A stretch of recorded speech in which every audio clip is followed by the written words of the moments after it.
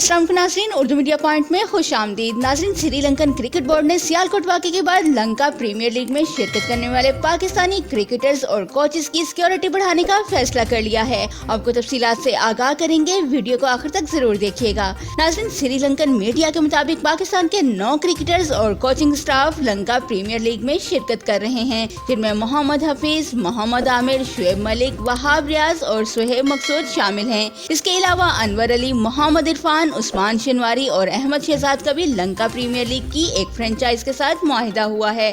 श्रीलंका में पाकिस्तानी खिलाड़ियों और कोचेस की सिक्योरिटी बढ़ाने का फैसला सियालकोट सान्हे के बाद किया गया। ख्याल रहे कि लंका प्रीमियर लीग इतवार 5 दिसंबर से दारुल हुकूमत कोलंबो में शुरू हो चुकी है। नाज़रीन, क्रिकेट से मुतालिक मजीद खबरों और लाइव मैचेस की अपडेट्स के लिए हमारे चैनल उर्दू मीडिया पॉइंट को सब्सक्राइब करना और बेल आइकन को प्रेस करना मत भूलिएगा।